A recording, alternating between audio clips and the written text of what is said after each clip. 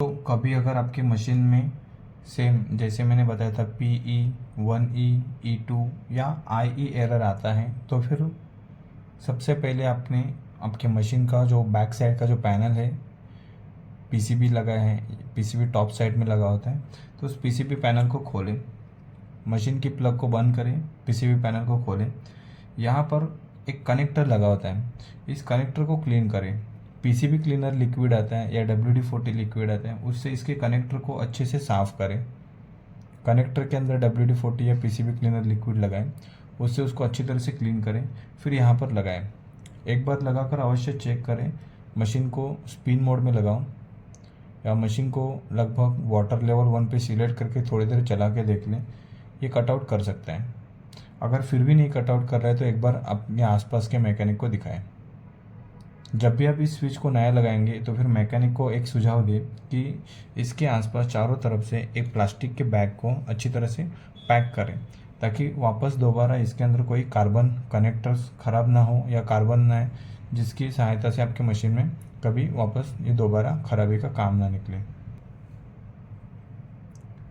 Switch के अंदर carbon आने का रीज़न होता है कि जो मशीन के अंदर आप सर्फ या फिर पानी से निकलने वाला मॉइस्चर यानी कि भाप, ये सारा मिक्स होकर जब कनेक्टर के आसपास लगने लगता है तो यहाँ पर कार्बन आता है और आपकी मशीन चलते चलते ऑटोमेटिक आपको ये सारे एरर देने लगती है। आपके वॉशिंग मशीन में जो पानी का प्रेशर होता है या जो एयर प्रेशर होता है, उसको कंट्रोल करने का काम ये प्रेशर सेंसर या वाटर लेवल सेंसर करता है। अधिकतर इस मशीन को फ्रंट लोड या टॉप लोड जो ऑटोमेटिक मशीन्स होती है उसके अंदर यूज़ किया जाता है। ये स्विच जो होता है, ये स्विच को सप्लाई देने के लिए यहाँ पर 3 कनेक्टर होते हैं, जहाँ से इसको 5 वोल्टेज की डीसी सप्लाई मिलती है। इस स्विच के आगे एक ऐसा रबर का पाइप होता है जो प्लास्टिक पाइप है, और इस पाइप के द्वारा टब के अंदर, आपके वॉश टब के अंदर यानी कि मशीन के अंदर जो एयर प्रेशर जो होता है, इस प्रेशर को कंट्रोल करके यानी कि इस प्रेशर के द्वारा पीसीबी को सिग्नल पहुंचाने का काम किया जाता है। पाइप का हिस्सा आप अगर देख रहे हो तो प्रेशर स्विच के साथ इनलेट में पाइप को यहाँ पे कनेक्ट किया गया है, और ये जो पाइप का दूसरा हिस्सा है ये आपके वॉश टब के साथ होज में एक फिट किया होता है।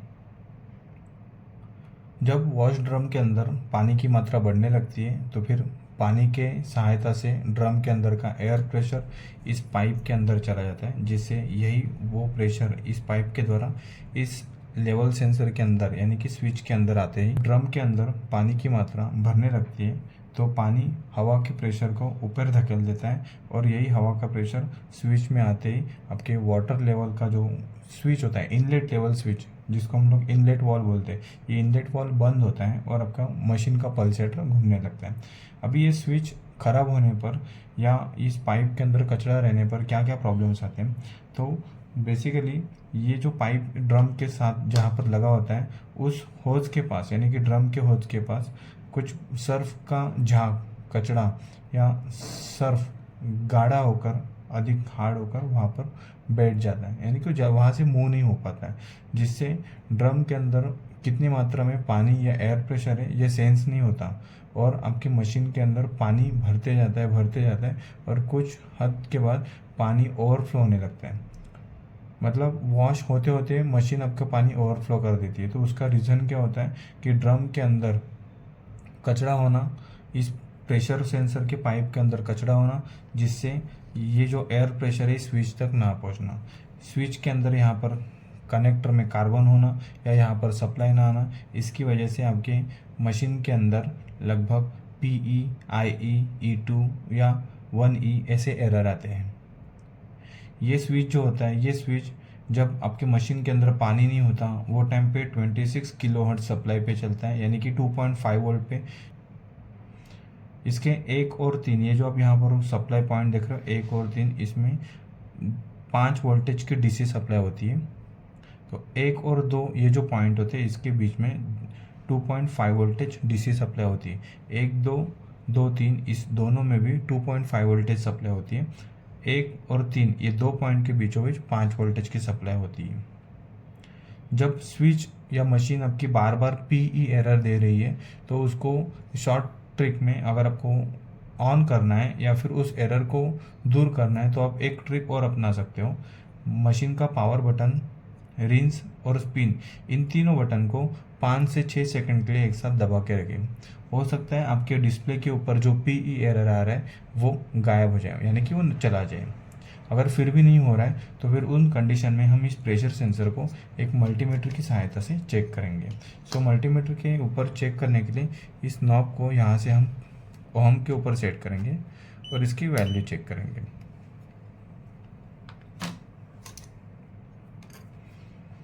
आपके सामने यहाँ पर मीटर भी है। शुरुआत में मैंने चेक किया 1 और 3 में, तो इसकी वैल्यू 20 से 24 ओम तक आनी चाहिए। आपने यहाँ पर देखा कि मीटर के अंदर 20 ओम मतलब 20.5 ओम्स वैल्यू बता रही है। सो इसकी नॉमिनल वैल्यू 20 to 24 ओम्स तक यहाँ पर दिखानी चाहिए।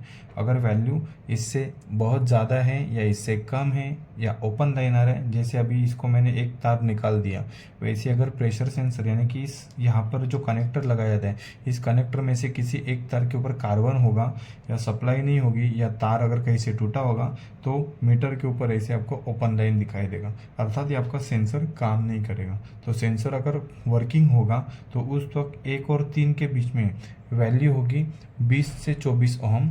और अगर आप सप्लाई चेक कर रहे हो तो ऑन कंडीशन में, यानी कि मशीन के अंदर पानी नहीं है, तो उस वक्त सप्लाई होगी 5 वोल्टेज। तो अभी आपने यहाँ पर देखा कि मल्टीमीटर के ऊपर हमें 20.5 ओम्स वैल्यू बता रही है, अर्थात ये प्रेशर सेंसर ओके है। कभी कभी ऐसे हो जाता है कि इस प्रेशर सेंसर के अंदर ये जो स्क्रू है इसके अंदर एक बॉल होता है, ये बॉल अटक जाता है। अटकने का रीज़न है कि इस प्रेशर सेंसर के द्वारा जो एयर प्रेशर आता है, इस एयर प्रेशर में अगर कुछ कार्बन कचरा या सर्फ के अगर कुछ टुकड़े रहेंगे तो ये बॉल के पास जाकर इसको ऐसे स्टक कर देते हैं, अटका देते हैं, जिससे मशीन के अंदर पानी भरते जाता है। मशीन में पानी का प्रेशर कट ऑफ नहीं होता और ओवरफ्लो होते रहता है। उन कंडीशन में एक बार हमें प्रेशर सेंसर का पाइप यहाँ से निकालो या फिर टब के पास से निकाल कर उसको ज़ोर से फूंक मारे। फूंक मारने पर हो सकता है कि मशीन का जो आपका कटआउट स्विच है ये काम करेगा और इनलेट वाल्व बंद हो जाएगा। दोस्तों, उम्मीद करता हूँ कि ये वीडियो आपको काफ़ी मदद